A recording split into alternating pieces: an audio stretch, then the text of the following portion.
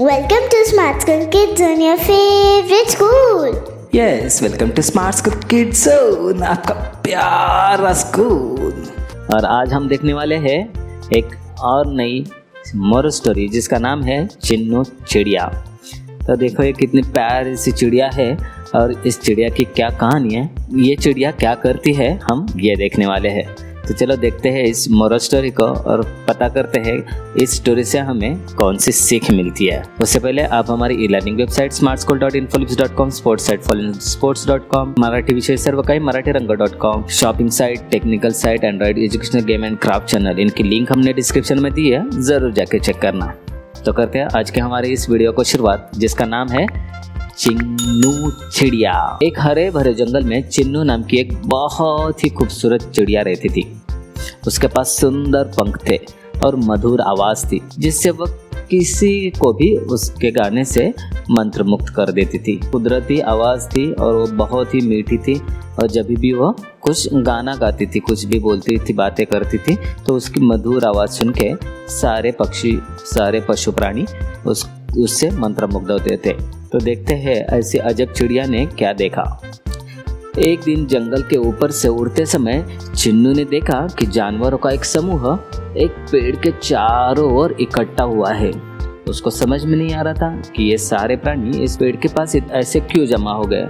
जैसे जैसे वो करीब पहुंच गई, उसने देखा कि एक छोटी सी चिड़िया एक शाखा पे बैठी है जो डर से कांप रही है। वो गौरैया का बच्चा था। गौरैया मतलब वो भी एक स्पैरो, तो वो चिड़िया ही थी जो अपनी माँ से बिछड़ चुका था, वो छोटा सा बच्चा। इसीलिए सारे प्राणी भी चिंतित थे और वो भी विचार कर रहे थे कि इस चिड़िया के छोटे से बच्चे को, इस गौरैया के बच्चे को उसकी माँ के पास किस तरह से लेके जा सकते हैं। फिर चिन्नू ने भी ऊपर से देखा। चिन्नू को छोटी सी चिड़िया पे तरस आ गया और उसने मदद करने का फैसला किया। तो उसने सोचा कि चलो जाके इस चिड़िया की मदद करते हैं। इसलिए वो चिड़िया के पास आ गई। वो नीचे उड़ी और गौरैया को लोरी सुनाकर उसे शांत किया। तो पहले उसने नीचे आ गई और वो जो कांप रही थी, डर के मारे बहुत कांप रही थी, तो उसको पहले लोरी सुनाया तो वो थोड़ी सी शांत हो गई। अभी उसको थोड़ा सा अच्छा लगने लगा था।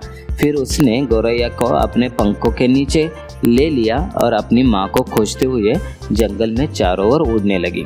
तो उसने सोचा कि पहले इसको शांत करते हैं और फिर इसी को साथ में लेके उसके माँ को जंगल में ढूंढेंगे। तो देखते हैं उसकी माँ मिली या नहीं। कुछ समय बाद आखिरकार उन्हें गौरैया की माँ मिल गई, जो अपने बच्चे के साथ फिर से पाकर बहुत खुश हुई। उसको बहुत अच्छा लगा कि उसका बेटा उसे फिर से मिल गया था। उसने चिन्नू को उसकी दया के लिए धन्यवाद कहा। उसने चिन्नू चिड़िया को बहुत धन्यवाद कहा कि तुम्हारी वजह से मेरा बेटा मेरे पास आ गया है, और कृतज्ञता के प्रतीक के रूप में उसने कुछ बीज उसको भेंट दिए। किसको? चिन्नू चिड़िया को। लेकिन चिन्नू चिड़िया भी बहुत स्वाभिमानी थी। चिन्नू ने यह कहते हुए प्रस्ताव को अस्वीकार कर दिया कि दूसरों की मदद करना अपना कर्तव्य है। जो कोई मुसीबत में रहेगा तो उसकी मदद करना मेरा कर्तव्य है और मैंने मेरा कर्तव्य ही निभाया है।